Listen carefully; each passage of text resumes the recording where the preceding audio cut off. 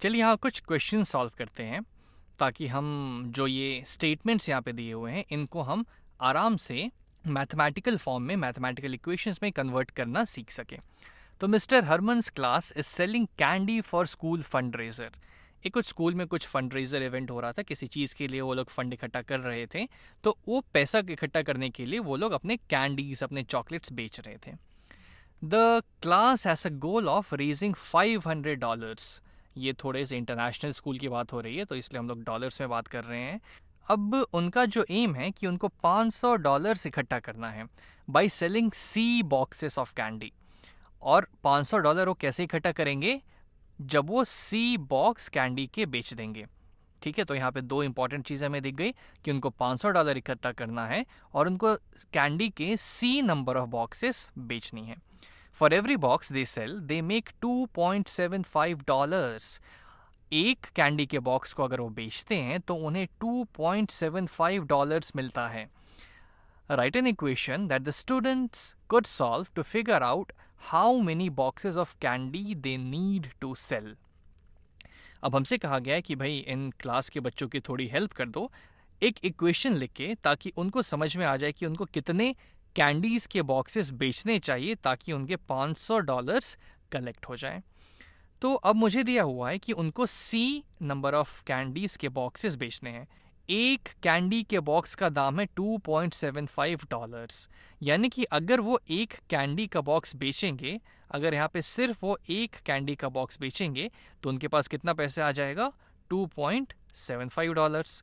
अगर वो दो कैंडी का बॉक्स बेचेंगे तो उनके पास कितना पैसा आ जाएगा? 2 इंटू $2.75। अगर वो तीन कैंडी का बॉक्स बेचेंगे तो उनके पास कितना पैसा आ जाएगा? 3 इंटू $2.75। वैसे ही अगर वो सी नंबर ऑफ कैंडी के बॉक्सेस बेच दें, अब सी कुछ भी हो सकता है, 1 2 3 4 5 6 7 8 9 10 100 1000 1 लाख कुछ भी हो सकता है, लेकिन अगर वो सी नंबर ऑफ बॉक्सेस बेच देते हैं तो उनके पास कितने पैसे आने चाहिए? तो सी इंटू $2.75, इतने पैसे उनके पास आने चाहिए। और इस क्वेश्चन को अगर आप फिर से देखें तो हमें ये पैसा, ये जो यहाँ पे मनी वो कलेक्ट करेंगे सी बॉक्सेस बेचने के बाद, वो हमें दी हुई है $500। यानी कि ये हो जाएगी इक्वल टू $500 के। तो यहाँ से मेरा इक्वेशन क्या आ गया कि C इंटू $2.75, उसको चलिए बस 2.75 लिखते हैं, इज इक्वल टू 500।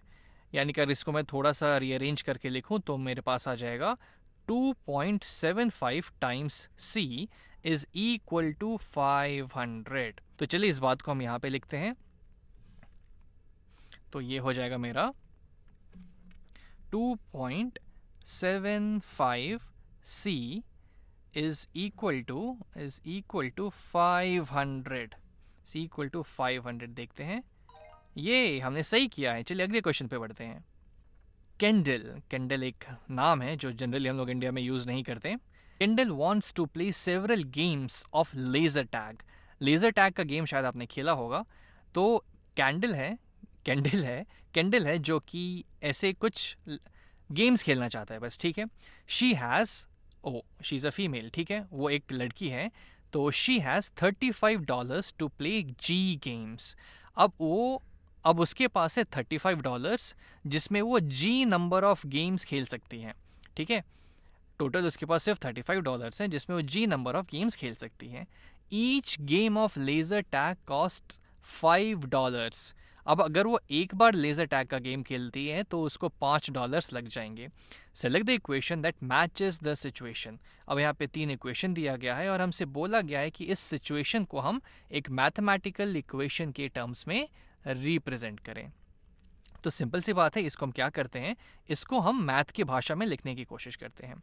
अब उसमें दिया हुआ है कि शी हैज़ $35, कि उसके पास सिर्फ $35 ही हैं जिसमें उसको जी गेम्स खेलना है, लेकिन हर एक गेम का उसको $5 लग रहा है। यानी कि अगर वो एक बार लेज़र टैग खेलेगी तो उसे $5 लगेंगे, ठीक है। अगर वो 2 बार लेज़र टैग खेलेगी तो उसे 5 × 2 यानी कि $10 लगेंगे। अगर वो 3 बार खेलती है तो उसे 5 टाइम्स 3 यानी कि $15 लगेंगे।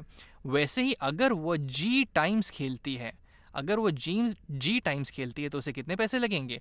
$5 एक बार के टाइम्स जी इतने डॉलर्स उसको लगेंगे। और हमें टोटल पैसा दिया हुआ है $35, जिससे ज़्यादा वो खर्च कर ही नहीं सकती। तो ये टोटल अमाउंट जो उसे लगेगा जी लेज़र टैग गेम्स खेलने के बाद, उसको हम इसके बराबर कर देते हैं ताकि हमको पता चल जाए कि वो कितना गेम खेल पाएगी। तो यहाँ से मेरा इक्वेशन क्या बन जाएगा कि 5 times G is equal to 35। अब चलिए देखते हैं कि कौन सा सिचुएशन, कौन सा ऑप्शन इसको मैच कर रहा है। यहाँ पे दिया हुआ है 5/35 इज इक्वल टू जी। अब आप सोच रहे होंगे कि क्या ये डिफरेंट है इससे?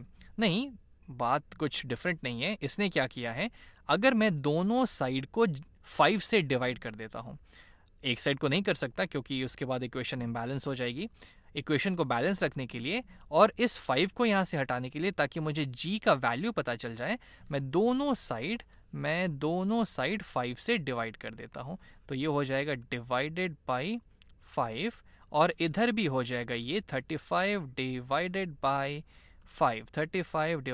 5। तो ये 5 1 ज़ा 5 कट जाएगा। तो इधर मेरे पास सिर्फ जी आ गया। जी इज इक्वल टू 35/5। अब ये तो आप बता ही सकते हैं, ऊपर नीचे मैं 5 से डिवाइड कर दूंगा तो हो जाएगा 5 1 ज़ा 5, 7 ज़ा 35। तो ऐसे जी की वैल्यू आ गई 7, यानी कि वो 7 लेज़र टैग गेम्स खेल सकती है $35 में। लेकिन हमको ये नहीं करना है, हमको तो बस इसी से मतलब है क्योंकि यहाँ ऑप्शंस उसी टाइप के दिख रहे हैं। तो यहाँ पे जी है 5/35, ये तो गलत हो जाएगा क्योंकि हमारा जी है 35/5। यहाँ पे ये ऑप्शन बी मुझे सही लग रहा है कि जी की वैल्यू 35/5 दी हुई है, जो कि हमारा दिया हुआ ऑप्शन था। और सी, क्या सी भी सही होगा? तो जी की वैल्यू 5 × 35, नहीं 5 × 35 तो होगा ही नहीं, तो बहुत ज़्यादा हो जाएगा। तो चलिए चेक करते हैं। तो यह हमारा आंसर सही है। अगले क्वेश्चन पे बढ़ते हैं। Anna wants to celebrate her birthday. Okay, Anna, happy birthday. By eating pizza with her friends. उसको अपने बर्थडे पे अपने दोस्तों के साथ पिज़्ज़ा खाना है। For 42.50 टोटल, अब उसके पास इतने पैसे हैं टोटल, $42.50 उसके पास टोटल पैसे हैं। टोटल मनी उसके पास जो है वो $42.50 हैं। They can buy P boxes of pizza. अब इतने पैसे में वो लोग P बॉक्सेस ऑफ पिज़्ज़ा खरीद सकती हैं। अच्छा ठीक है।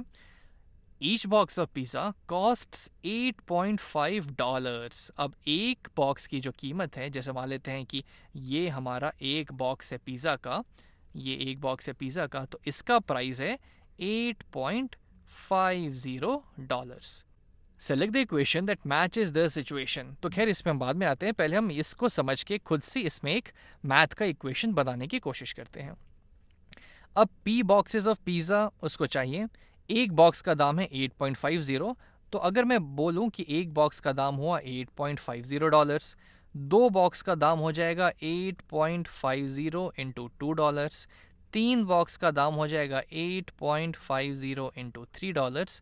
ठीक वैसे ही अगर मैं P नंबर ऑफ बॉक्सेस का दाम पता करना चाहूँ कि कितना लगेगा, तो वो हो जाएगा एक बॉक्स का दाम times total number of boxes, यानी कि P। ये हो जाएगा मेरा P बॉक्सेस का दाम। और उसके पास टोटल पैसे कितने हैं? 42.50। इससे ज़्यादा तो खर्च ही नहीं कर सकती। तो इसको मैं, इस टोटल पैसा जो उसको लगने वाला है P बॉक्स खरीदने में, उसको मैं 42.5 के बराबर कर देता हूँ, यानी कि 8.50 times P is equal to 42.50। अब यहाँ से तो आप इसको ऐसे भी लिख सकते हैं कि 8.5 times P is equal to 42.5। Zero हटा देते हैं क्योंकि ये और ये एक ही बात है, इसको और ऐसे लिखना एक ही बात है। और जहाँ तक आप ऑप्शंस भी देखें तो वो भी इसी फॉर्मेट में दिए हुए हैं, तो इसलिए हमने इसको ऐसे लिख दिया। अब हम P की वैल्यू निकालने के लिए क्या करें, तब हम इस साइड 8.5 से डिवाइड कर देते हैं। तो ये हो जाएगा डिवाइडेड बाई 8.5 से हम इधर डिवाइड कर देंगे, और इसको बैलेंस बनाए रखने के लिए हम इस साइड भी 8.5 से डिवाइड कर देंगे। तो ये और ये आपस में कैंसिल आउट हो जाएंगे। हमारे पास बच जाएगा P is equal to 42.5 divided by 8.5। देखते हैं कौन सा ऑप्शन इसको मैच कर रहा है। तो P की वैल्यू ऑप्शन बी में जो है 42.5 डिवाइडेड बाई 8.5, यानी कि अगर इसको आप समझना चाहें इस इक्वेशन को, तो ये बस इतना हमसे कह रहा है कि जो नंबर ऑफ बॉक्सेस वो खरीदेगी वो होगा उसका टोटल मनी जो उसके पास है डिवाइडेड बाई एक बॉक्स का पैसा। एक बॉक्स देने में उसको जितना पैसा लगेगा वो मुझे, अगर मैं दोनों को डिवाइड कर दूं, उसके पास जितना पैसा है उसको अगर मैं उसके एक पिज़्ज़ा के दाम से डिवाइड करूं तो मुझे टोटल बॉक्सेस पता चल जाएंगे, जो कि ऑप्शन बी के द्वारा मुझे दिख रही है। चलिए इसको चेक करते हैं। तो ये सही है। ये अगले क्वेश्चन पे आते हैं। Richard and Jordan went to see a movie. Oh my God. चलिए बढ़िया। रिचर्ड और जॉर्डन जो है एक मूवी देखने गए हैं, ठीक है। Richard spent $M at the movie theatre. अब इन्होंने हमें उसके कितने पैसे उसने खर्च किए हैं वो नहीं दिया है, हमें बस बोल दिया कि कुछ पैसे जिसको उन्होंने M से रिप्रेजेंट किया कि उसने $M खर्चा किए हैं, ठीक है। जॉर्डन जो है spent $12 at the movie theatre. Jordan ने $12 खर्चा किए। ओके, ठीक है। Together they spent $26। तो उन्होंने कुल मिला के $26 स्पेंड किए हैं। Right an equation two describe the situation. अब ये तो करने के लिए हम क्या कर सकते हैं कि जिसने मनी रिचर्ड ने स्पेंड किए हैं वो है $M। चलिए उसको M से शो करते हैं।